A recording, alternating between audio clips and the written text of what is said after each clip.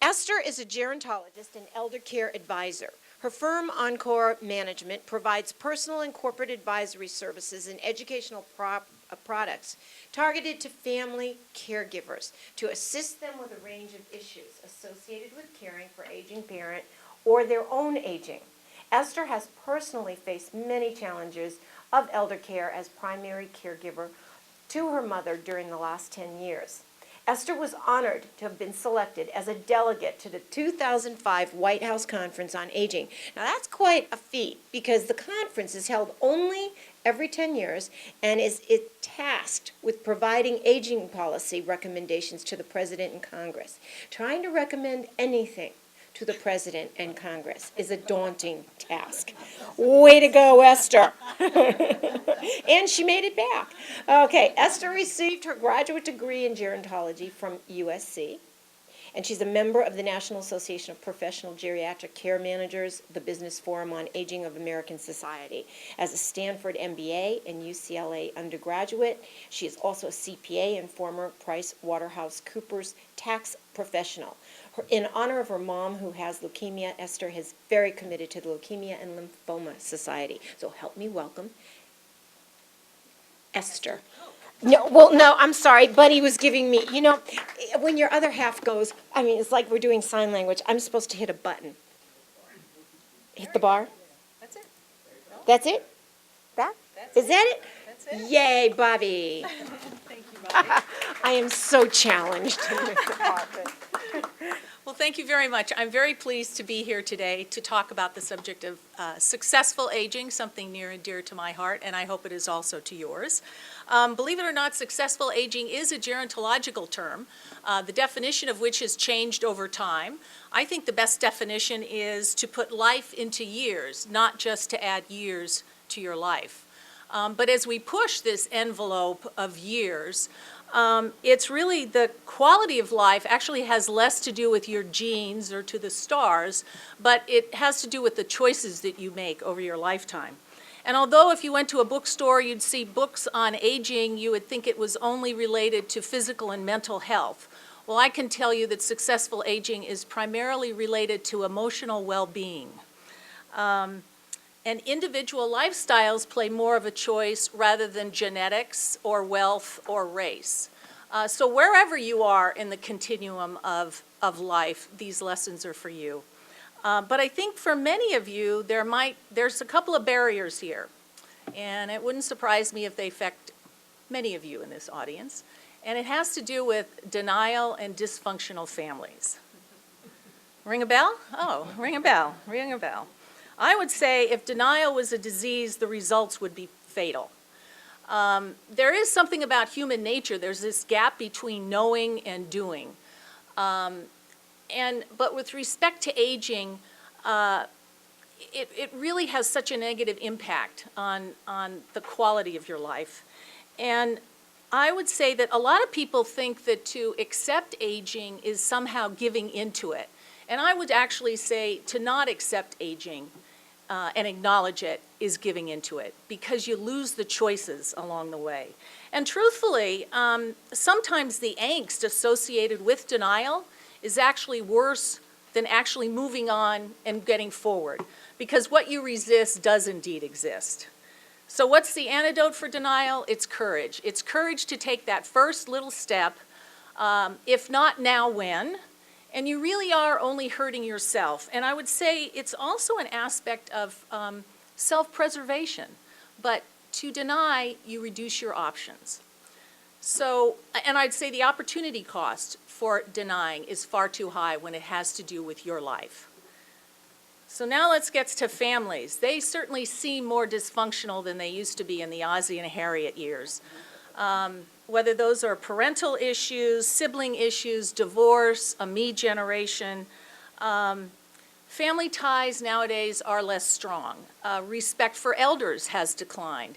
And the reality of that is that the primary support structure for aging is broken, because that primary support structure is indeed the family. And I truly believe there needs to be a lot more forgiveness in the world. But I believe that forgiveness is the breakout strategy. It starts first with forgiving yourself, maybe forgiving yourself for denial. At least this group has taken the first step down the road of denying aging, but there might be other steps you need to take. So forgiving yourself and then forgiving others. So for the seniors in the room, I'd say maybe it's time to forgive your children for not becoming the children that you had hoped they would become. And for the boomers in this room, it might be time to forgive your parents for not being the parents that you wish that you had had. But what forgiveness does, it doesn't change the past, but it gives you the present and it gives you the future. And I really believe that only forgiveness can provide a life filled with no regrets. So if any of this struck a chord with you, then I would recommend you take that first step. Maybe they're small steps, but it's the choices that you make that will determine the life that you live. And I do believe that it will lead to a more joyous life. So why don't we get into that? Let's get into that. So secret number one of successful aging is the social network. That is the elixir of life. Social supports are the most important thing as you aged. And the most important relationship is indeed a happy marriage. But in addition to loving your spouse, you need to maintain and expand your network of friends. So as you retire from the business world, you need to replace those people. You also need to get younger friends, and that's particularly important for boomers who have chosen not to have children. They better make younger friends, because who's going to be there for them? But when I say friends, I mean friendships, not just acquaintances. And in my family, one of the golden rules was to have a friend, you have to be a friend. So that takes time and it takes energy, but what you get out of it is so far greater than the time and energy that you might be putting into something else in your life. Family by choice also counts nowadays. And in some instances, because of dysfunctional families, family by choice may actually be even stronger than a bloodline. And I would say to open your heart and let people in. And I'd like to give you my first example of, let's talk about Lorraine. She's age 82. She happened to be one of my first clients when I started out, my first job after school. 4 children, 11 grandchildren, 3 great-grandchildren. Everybody in her family and the rest of us want to spend time with her. When I called her the other night to ask her permission to use her story and use her real name, she had her 16-year-old grandson from one child and a 9-year-old granddaughter from another child, so cousins over, because they were having sloppy joes with grandma midweek. She formally retired at age 80, but she still spends at least 10 hours a week working in one of her son's businesses. And we were in the tax business together, so she does the tax returns for everyone in the family. She belongs to 2 sororities, a cinema club and the jazz club, and she is totally engaged in life. And one of the other things she told me the other night was that 2 of her grandsons are dating girls in her same sorority. So she has 2 new sorority sisters, and she loved that idea. So social networks, expanding your social network is the most important. Then I'd say, take those lemons and make lots of lemonade. This has to do with a positive attitude. And the older you get, when you really look at the big picture, the glass really is half full. I mean, the glass really is half full versus half empty. And there's also, if you've heard this about The Secret, the law of attraction. If you think positively, positive things are going to come to you. If you believe it, you will see it. You think negatively, the negative is going to come to you. So, and what's the worst that can happen to you? So now I'd like to give you the story of Marcella. Marcella was my surrogate grandmother. She was the principal in one of the schools at which my mother taught. And one time when I was about 30, Marcella must have been in her early 80s at that time, I took her out to dinner, and I wanted to take her to a meat market so she could check out what it's like for a Friday night meat market. But I wanted the discussion to be, you're just such a neat person. What's your philosophy of life? Primary thing she said to me was, well, you know what, I don't really worry that much. If I spent today thinking about what happened yesterday, I kind of lose today. If I spend today worrying about what's going to happen tomorrow, I lose today.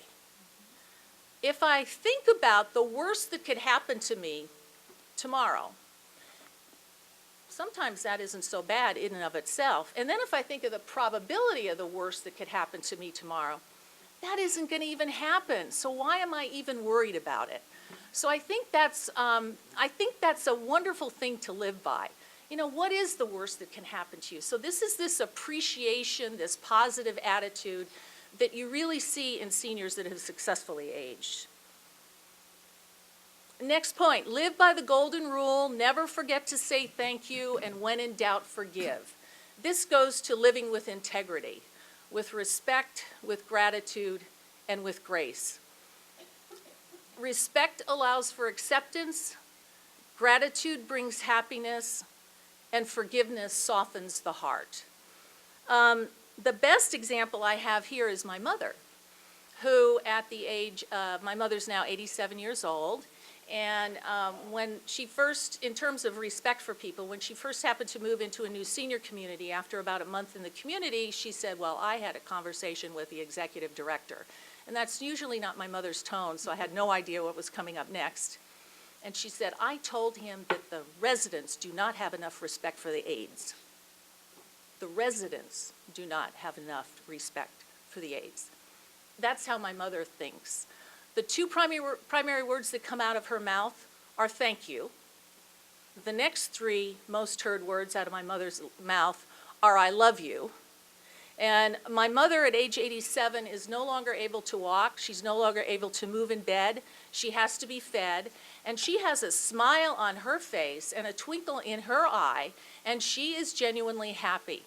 And I truly believe that part of the reason she's still here is to bring out joy in everybody else, because there's no way that you can't be around my mother and you feel joyful. And that's how you live, by the golden rule, never forgetting to say thank you, and when in doubt, forgive. And talking about that smile on her face leads into start and end each day with a smile. A sense of humor really does go a long way. And, you know, make sure to have fun. Actually, my mother tells me I don't have enough fun, so I'm working on some, and actually I should say I'm working on some of these. So here I'd also like to bring back stories of Marcella. We would bring her out for brunch on a Sunday, and she loved to have Ramus fizzes, as did we. And one time I remember the waitress came up to the table and was ready to take the order, and Marcella says, no, not yet. We're having another Ramus. And, you know, then we'd take her kite flying on the Marina Green after brunch. And if we didn't take her to brunch, then we would take her out to dinner, and one of her favorite places was Senior Pico's. I don't know if any of you remember that restaurant in the city.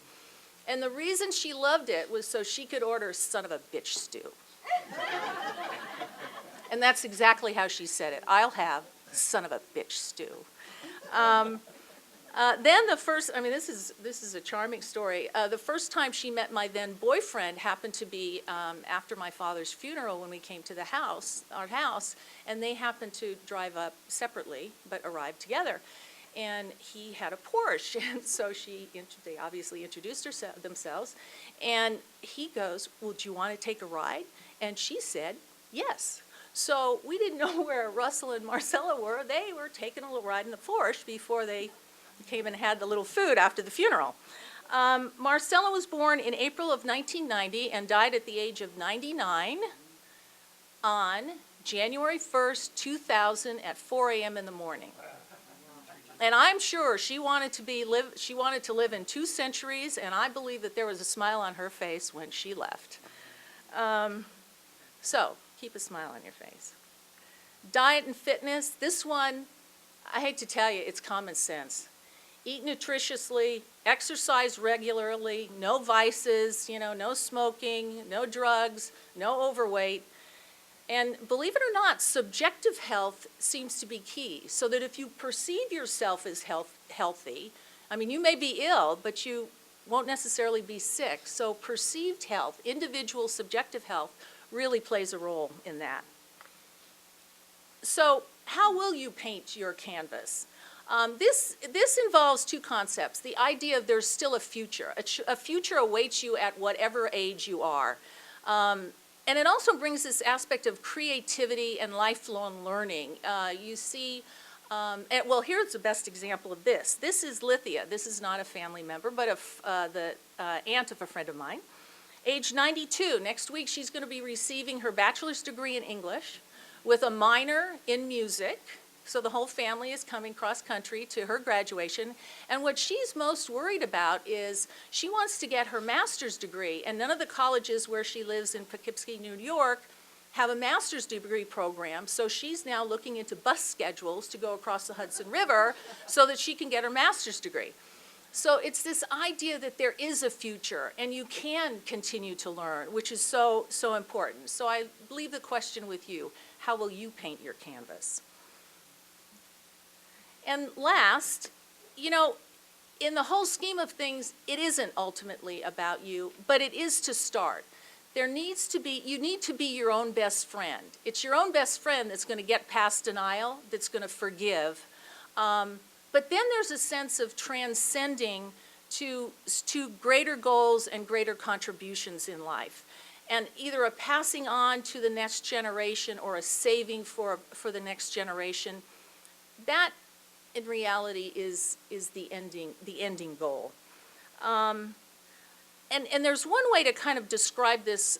There was a study done of centenarians, and they looked at these people who had reached 100 years old, and what is it about them that was consistent?